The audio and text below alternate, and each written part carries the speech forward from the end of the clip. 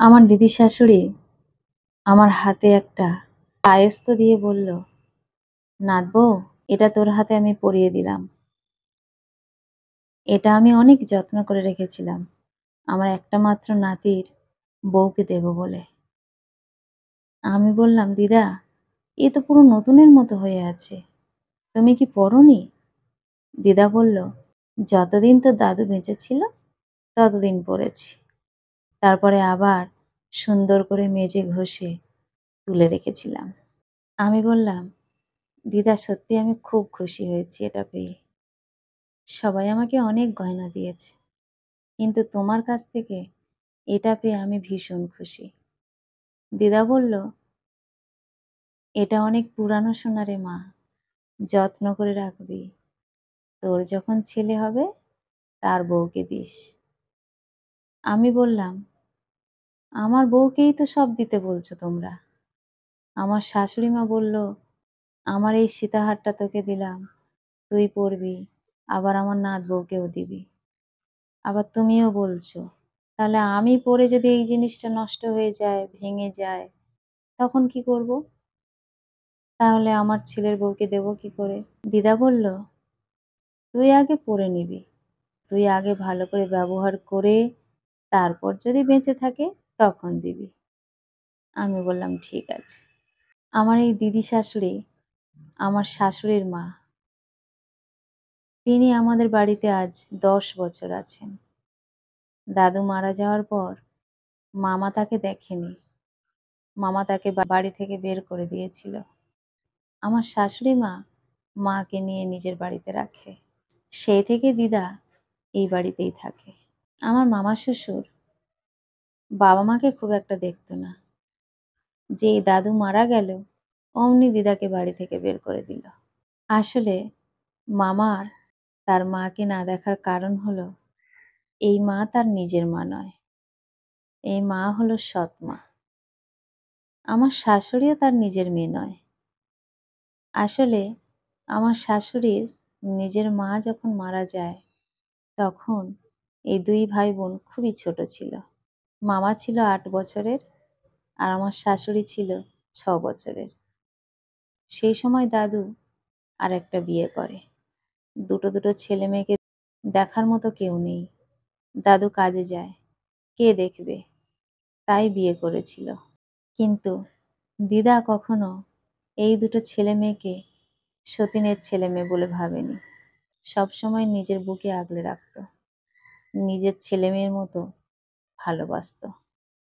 কিন্তু মামা যেহেতু একটু বড় ছিল, 8 বছরের, সেহেতু মামা বুঝতো যে এটা আমার নিজের মা নয়।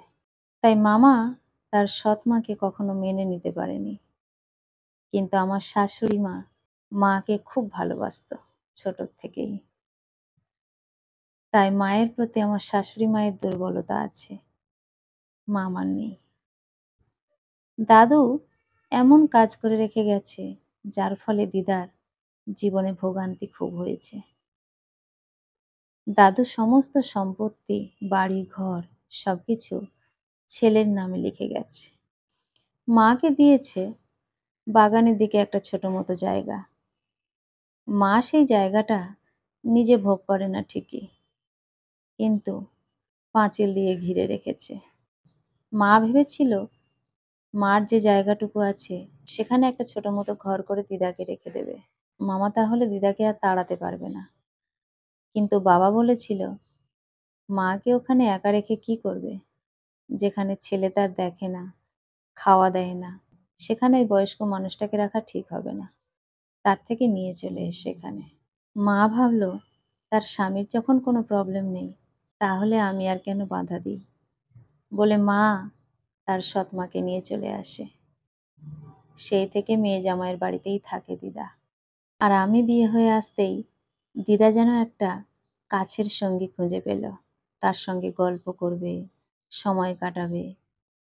সেই জন্য আমি আসার পর দিদা ভীষণ খুশি। মা বলে, তুমি দিদার সঙ্গে একটু বেশি সময় কাটিও, কত গল্প করবে তোমার সঙ্গে, তুমি দেখো। আমার সঙ্গে আর কোনো গল্প বাকি নেই, সব গল্প হয়ে গেছে, এবার তোমাকে পেয়েছে, আর ছাড়বে না। আমারও বেশ মজা হলো। এরকম একজন গল্পের লোক পেলে কার না ভালো লাগে। তো দিদা সেই আয়েস্তটা আমার হাতে পরিয়ে দিল।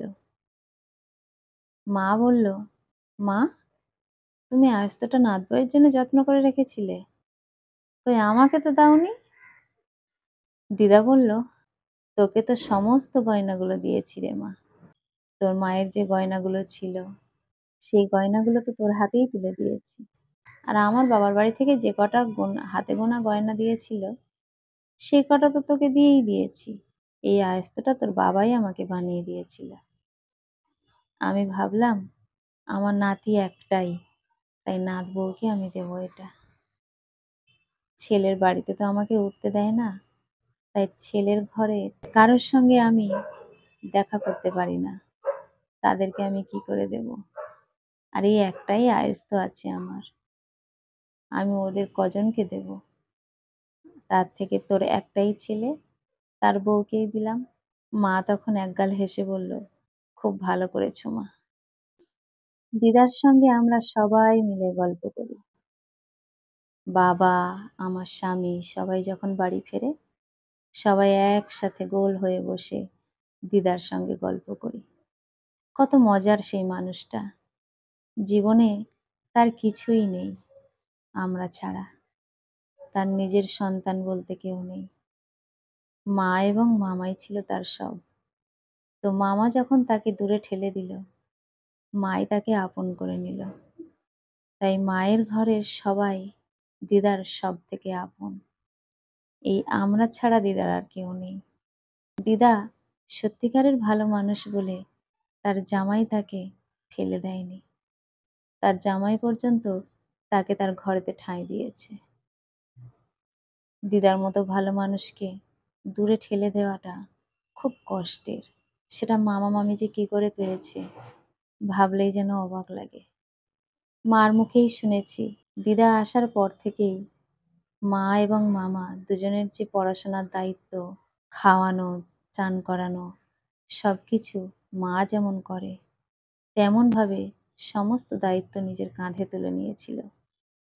প্রতিদিন দুটো ছেলে মেয়েকে নিয়ে স্কুলে যেত, স্কুল থেকে ফিরত, টিফিন বানিয়ে দিত। একটা মায়ের যা যা করণীয়, এত কিছু করার পরেও মামা যে কিভাবে তার সৎ মাকে সৎ মা বলেই ভাবে সেটাই বোঝা বড় দায়। এত কিছুর পরেও যদি কোনো মা তার সঠিক সম্মানটা ছেলে মেয়ের কাছ থেকে না পায়, তাহলে তার থেকে বড় কষ্ট আর কিছু নেই। আমি আমার শাশুড়িকে সেই জন্যেই এত ভালোবাসি যে তার সৎ মাকে কখনো সৎ মা বলে ভাবেনি। সবসময় নিজের মায়ের মতো শ্রদ্ধা করে এসেছে, সেবা করে যাচ্ছে এখনো। সমস্ত সৎ মায়েরা কি খারাপ হয়? না, তা কিন্তু নয়। কলমে ও কণ্ঠে সোমা।